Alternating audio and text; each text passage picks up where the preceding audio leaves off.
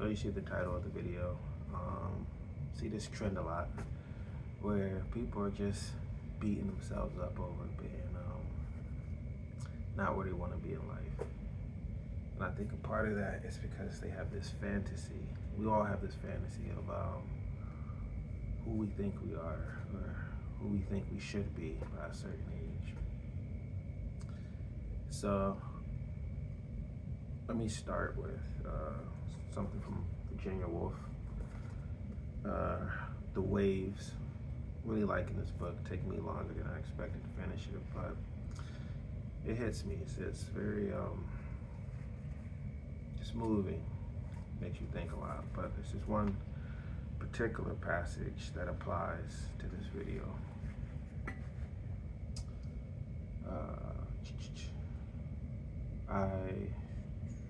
I do not know myself sometimes, or how to measure and name out and count out the grains that make me what I am. Repeat that. I do not know myself sometimes, or how to measure and name out and count out the grains that make me what I am. Very powerful right there.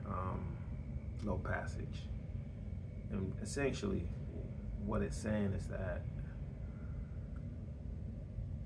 the person in this book cannot fine tune or have this exact measurement of all the components that make up them. You know, their personality, their soul, if you believe in that, their as the French will call it, their je ne sais quoi, right? They don't know the exact measurements. And I think a lot of us are like that, and it's natural. I mean, let me start with a little thought experiment, right? You know, we all have favorite like sodas. Start with something light, like a favorite soda, favorite drink, right? And you think to yourself, you know, well, why did that end up becoming your favorite drink? And some would say maybe it's commercials. You know, you were a kid, you saw certain commercials on TV, and then you asked your parents to buy that at the store. You picked it up at the store, and then tried it out, and you liked it. For some people, it was what was in the house, right? If you grew up and your mom is drinking Coke or your dad is drinking Sprite, and then you try it and you like it, and that becomes your favorite. But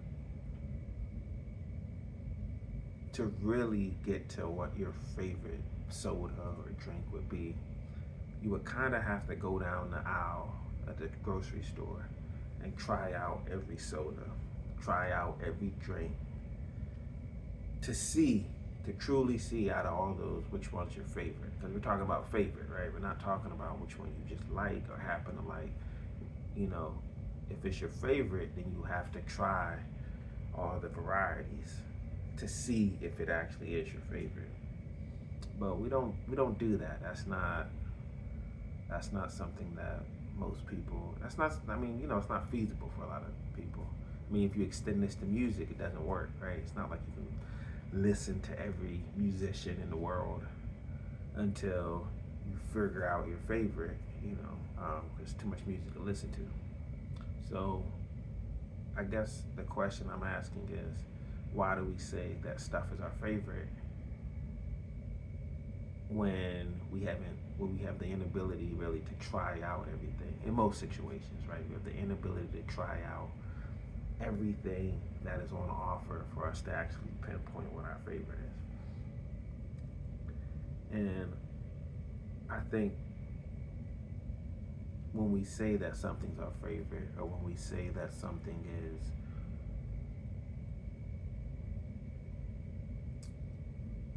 like most desirable, right?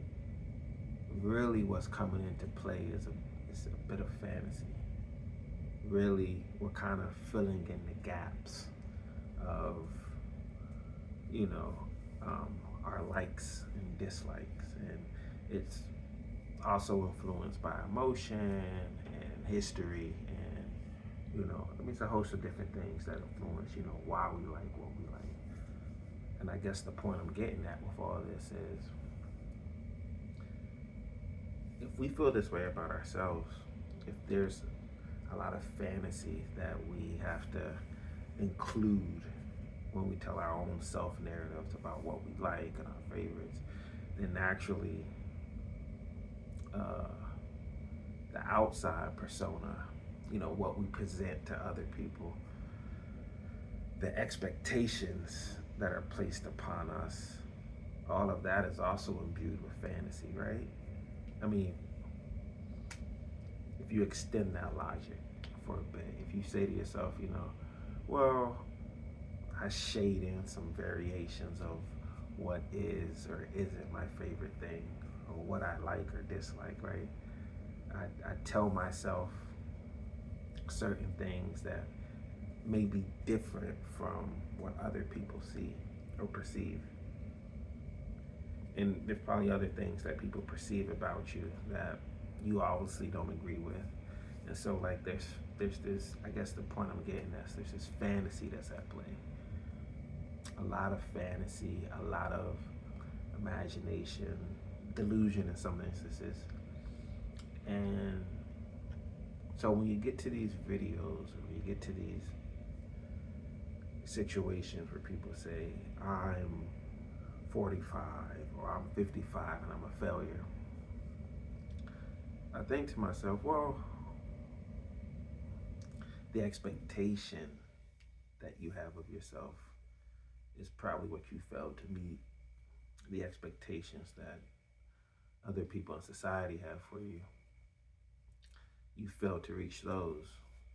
But saying that you are a failure when whatever it is that is you is made up of so much fantasy, so much expectation, so much delusion and the quasi, right? It's not really concrete. It makes me think of that Virginia Woolf quote that I started with earlier, where we don't know the exact measurements, the grains, the decimal points that make up who we are, why we are. A lot of that is, it's just so many different variables that go into it. So like us, what we are, who we are, is something that's kind of always going to be shaded within this lens of fantasy. It's always going to have this aspect to it where it's not quite true. And that's okay, because on the flip side, it means that we really don't fail. Like maybe, yeah, you fail like a test, or you fail like a goal, or you fail to reach a specific metric, right? But you as a person, you aren't a goal, you aren't a test, you aren't a specific metric. So when people get up here and say, I'm a failure, I failed at life, I think even that's a fantasy. Even that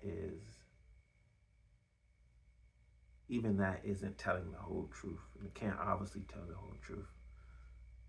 And I'm not trying to say that you'll never feel like you failed or anything.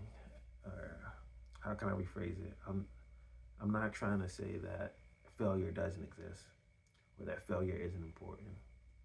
But to apply it to something as intangible as a person and a personality, logically just doesn't make sense. It doesn't hold up. And so if a lot of things are fantasy, if a lot of these things are make believe, self delusions, narratives we tell ourselves, then you shouldn't cling too hard to any narrative, good or bad, right? You should kind of Allow yourself the grace of infinite change. And that doesn't mean that change is always great. It doesn't mean that change is always positive, right? But it does mean that we're not stagnant. Success isn't stagnant, and failure isn't stagnant. And they don't really apply to us. They apply to the expectations we have of ourselves and the expectations that others have of us. But who we are is made up of so many grains and variables and decimals. And so, yeah, I think that's what I wanted to say.